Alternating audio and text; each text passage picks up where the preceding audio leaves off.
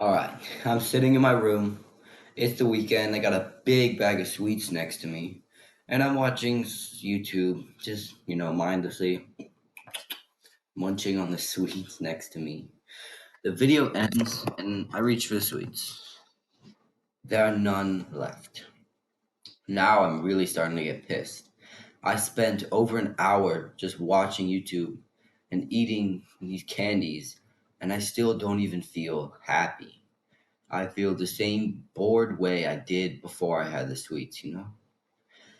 I was I was so deep in a hole and my mind was so messed up that I couldn't even get out enjoyment out of like my two favorite things in the world of watching YouTube and eating sweets. And it was just something that I realized, how is this even possible? What am I doing to myself for this to actually be doing this to me? Like, what have I done with my life? And now I realize that my dopamine receptors were so fried. Sorry, I'm gonna be drinking tea during this video because I've had a sore throat. And if you watched the last video, I sounded terrible in it. So I might take a few pauses to drink some tea if that's okay with you. But I realized that my dopamine receptors were so fried because of this constant YouTube, porn, video games, social media, junk food all the time. And they just felt like a habit, not something I did for fun. And I am here to help your brain and specifically your dopamine receptors recover from all the stimulation that the modern media has.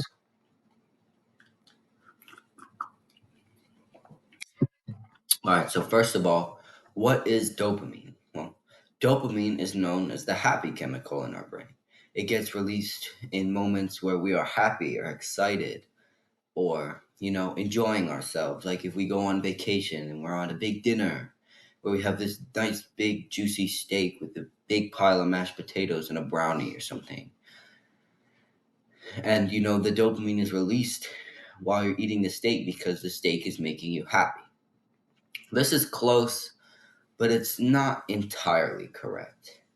Dopamine should be known as the anticipation chemical because it gets released when you are motivated to do something or anticipating something that is pleasurable. Like if you smell cookies, your dopamine will be released because you're anticipating to eat the cookies.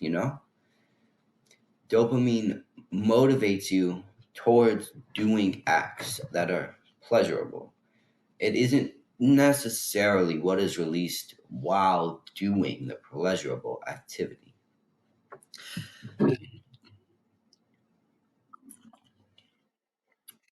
Dopamine is one of the most important chemicals in our body because it also is what motivates us to do things that are hard, like go to the gym and studying and maybe trying something out like going for a run for the first time and stuff that is genuinely taxing on our brain or on our bodies. It is very important to preserve this chemical because nowadays everybody says, "Oh, you don't need motivation, discipline's all you need." But wouldn't it be that's true?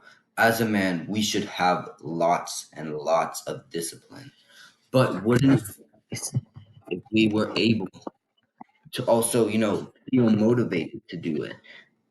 And, because with the motivation, the workouts will be better because it's not like you have to use the discipline. You're like, I want to be here. I want to work out.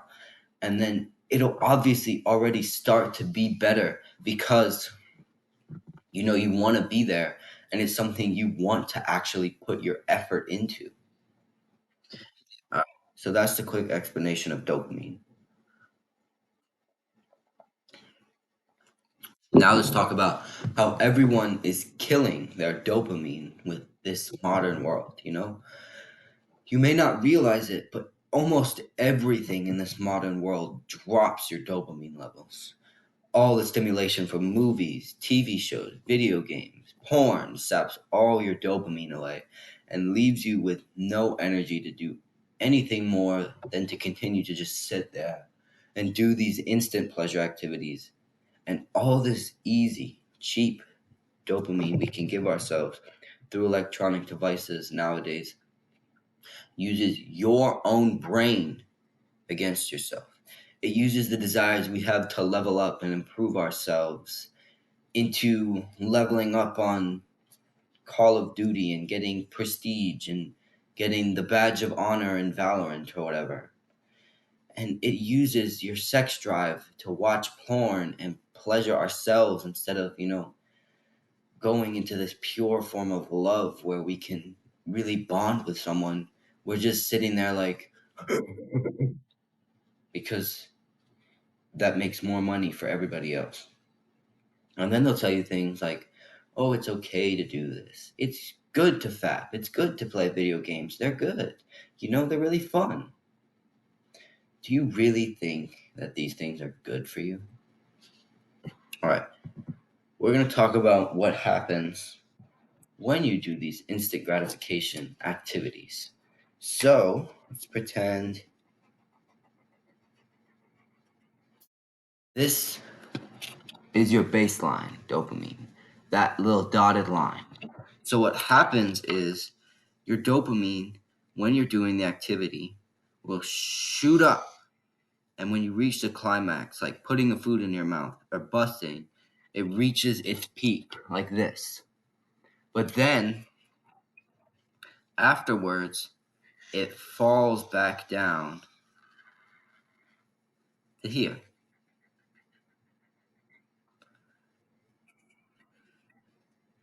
And now this line is your new baseline.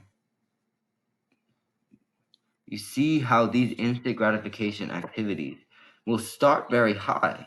You'll get a lot of dopamine from them, but then you drop down to here, below where your original baseline is, you know? And every time this happens, your dopamine keeps going down. Like, let's pretend you keep watching porn, for example. Your body will skyrocket again, and it will drop below baseline. And then it will go up again, and then it'll drop below baseline. And then the graph just continues downwards.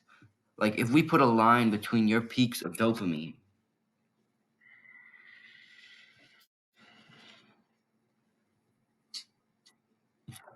you're always going to be going down because your dopamine is going to be so low that eventually you won't even reach the original baseline with your highest dopamine activity.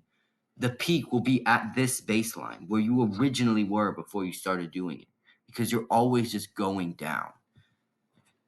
And that is why so many kids these days have such low levels of motivation because everything in this modern world is designed to kill your motivation and dopamine and keep you staying in the activities that make them money, not that make you better.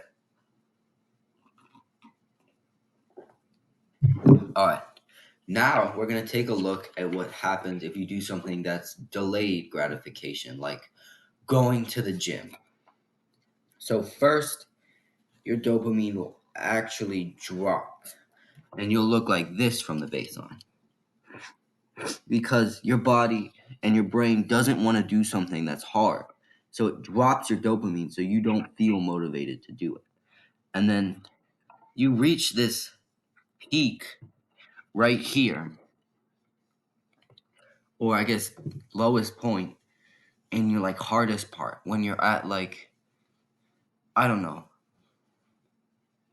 when you're on that last set of squats and you don't want to be there anymore, your legs are on fire and you have to keep pushing through, that is when your dopamine is at its lowest because your brain is really struggling and it's like, let's get out of here. I want to do something easy. But then as soon as you finish it, your brain was like, oh my goodness, that feels great. And you go up and spike. right there. See that? That is what that feeling when you drop the weights, you walk out the gym, your legs are sore, but you know that you did well today. And then, yes, it does begin to drop off a bit, but then it levels out at a new baseline higher than the original. You see that? So you are actually getting more happy when you go to the gym. Now imagine we did this forever. So your dopamine would drop below baseline and then shoot up. And then it would do it again every time you go to the gym until eventually, look at that. Now compare this graph to this graph. This is the graph of instant gratification. You're always going to be going down because your brain just doesn't get the same response from it. And your baseline is already so low that the peaks are just not going to be what they used to. But in this graph, your dopamine is going to go up because you're already going to be happier with yourself for doing this delayed gratification activity. And then, you get that peak of leaving the gym again with your legs sore. And, those peaks continually go up to the point where, look at this. This is the peak of your first time watching porn, for example. And this peak at the end of this gym graph, which is just 4 times, is the same as the peak, your first peak on watching porn. You see how big of a deal that is? You will get so much happier just by doing these delayed gratification or hard work activities. And then the more your dopamine goes up, the more motivated you are to do the hard work. And then, you'll enjoy doing it because you'll be motivated to do it. And doesn't that sound like a so much better way to live?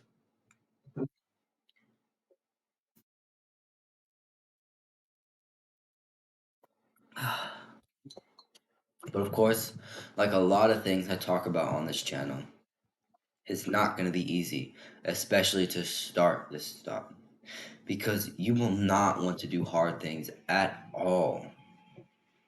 Your brain will desperately push you away from doing anything with actual struggle because it already knows it's going to be hard. And with your dopamine levels in the toilet, you're going to have no motivation to do anything.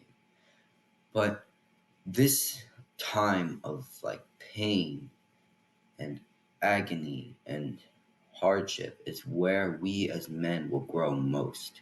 When we are faced with these extremely tough challenges and we push through them to the other side, we become men of more character because no man of character has ever had it easy. But why would we want it any other way? In saying that, there are some really good ways to get a quick shot of dopamine that are actually beneficial to you. I mentioned these in a previous video, but having a habit tracker is basically getting free dopamine or happiness. It's still not instant gratification because the only way you're able to check off a box on the habit tracker is if you actually do the action. Like, for example, right now, my habit tracker has exercise, meditate, music, reading, journaling, and, you know, working on my martial arts. So I've got 6. I can take out exercise because I just went to the gym before I started recording this video. I can take out meditating because I did that first thing in the morning. And I can take out music because I also did that before I went to the gym. So I still have to do these 3. But since I put the work in, did my music, did my meditation, and did my exercise, I get to check off those boxes and say, I did a good job today. And you see how it's not instant gratification, but being able to check off that box is really like a nice boost to your dopamine because it can It shows yourself all the work you have been putting in to make progress towards any goal you have, whether it's, becoming an athlete, becoming a doctor, doing well in school, anything like that. And then there was also gratitude journaling. I talked about this on my habit tracker, and it is like a nice and easy boost of happiness because you can just write down things that people have done for you that day. It is a really great way to see the good in the world and acknowledge the people that helped you out today in any way. It can be as simple as holding the door open or as huge as buying you a new car. Anything that anybody does for you can be put in the habit tracker. And trust me, it makes you so happy when you realize, oh, they did this for me. You know, they didn't do it for themselves, they did it for me. All right, now let's talk about the actual main, like the meat of this video, what a dopamine detox is. Many of you probably already know what a dopamine detox is, but I'm still going to explain it for those of you who are new to this. A dopamine detox is when you drastically reduce or even eliminate all the bad sources of cheap dopamine in your life, like junk food, video games, stuff like that. But you also replace them with the good habits, like going to the gym and studying or starting a business. So your dopamine goes up instead of going down. It improves your happiness just in the day to day life and gives you motivation to do hard things like go to the gym and study for longer, do it better. Dopamine detox, it sounds easy, right? Wrong. It takes months of dedication and willpower to really eliminate all these addictions that just have you hooked and achieve the ability to actually control your own mind. You know, I just started realizing what I'm capable of in the past few days. And as of writing this script, I have watched 0 seconds of TV, played 0 seconds of video games, and eaten 0 calories of junk food. And, this is probably the happiest I've ever felt with myself because I knew everything I was doing was for good and it was really improving me. But I'm here making videos for you to listen to this dopamine detox, and it has only really started to work wonders on me this past week or so, you know? So, yes, the rewards of a dopamine detox are incredible, and what it can do for you is just magical. But you have to be prepared to do months, even years of hard, grueling work to help future you out. Because one day, you will be future you. And will you be grateful? All right, let's talk about how to actually do a dopamine detox correctly.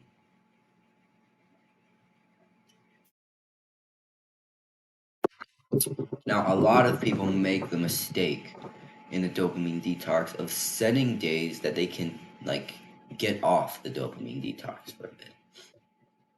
They'll say something like, on Saturday, I'm gonna watch TV and play video games and eat junk food because I did so well this week. Now, you can have days off. Like, for example, Halloween's coming up at the time of recording, and I'm planning on staying up late, watching a movie with my friend, and, eating some candy. That is fine, but we don't want like a day every week where you like reset all your progress because you're going to be going up like this and then you're going to reset your progress down to here. And then all that work you did for those 5 days is going to drop down to here. And the real line is just like this. And that is slower progress. What we want to do is have days where we can have fun. We're also having, you know, many days where we are really working so that those days where we maybe do some bad things like eat junk food or stay up late or play video games aren't so bad. Like, for example, October, September, I was doing like this, and then I had my birthday and it dropped a bit, and I was going like this. And I struggled in October, so I had a couple weekends where it dropped a little bit. And then Halloween is probably going to drop a lot too. But no matter if you think like setting the schedule is better, we are trying to almost completely cut these out of our life. Not being like, oh, I can't wait to get to Saturday when I can do these again, because that's just like we want to look forward to every day and we want to look forward to every moment of our time, not like, oh, I wish it was Saturday, you know? Let's take me for example. I still play video games when, I'm over at my friend's house and they're like, oh, you want to play on the Switch? And I'm like, sure.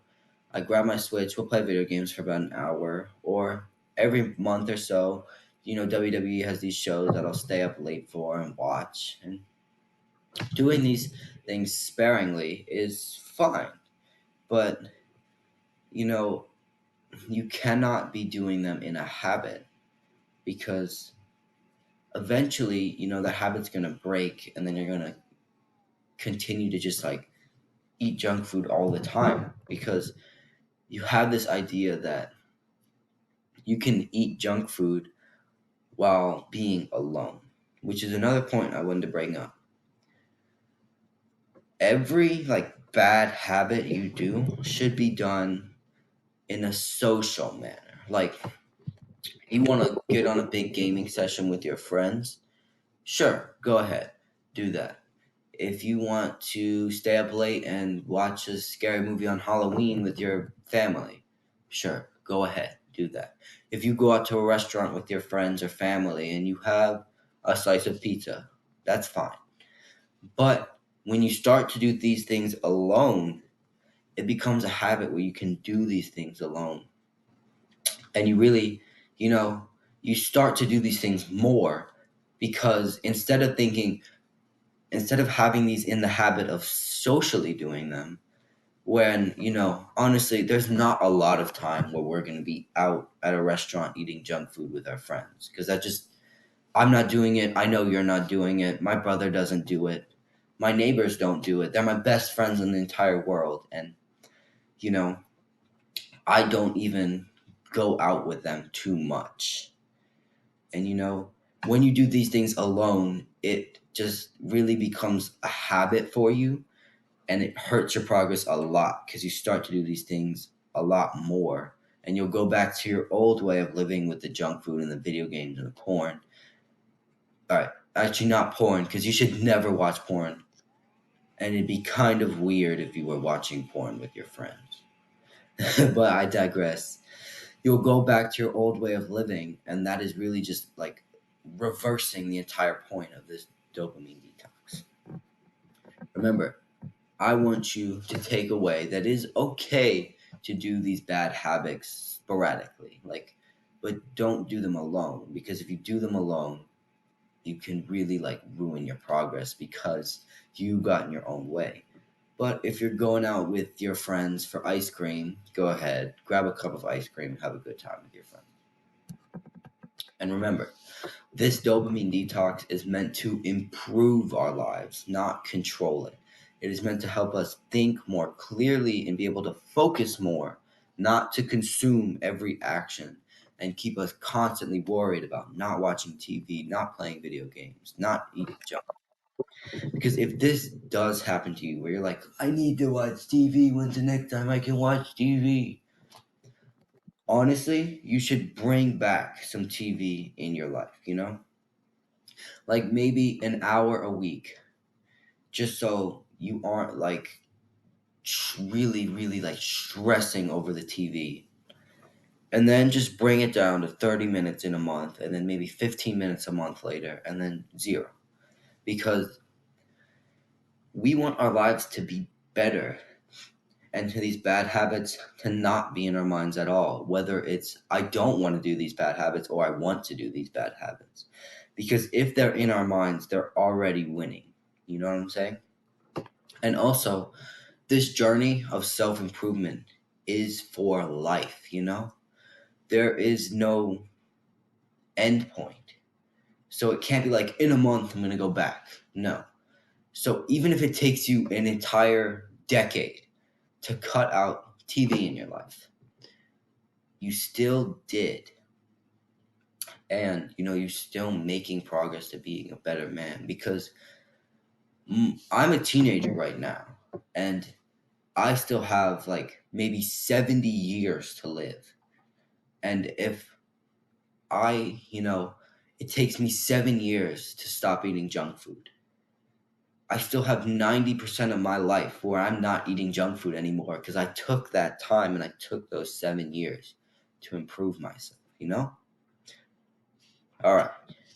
But you still really do need to push yourself to the edge where, you are kind of okay with it, but you're also not too comfortable because comfort is the killer of man, which is why I always end my videos by saying, do the hard work, especially when you don't feel like it.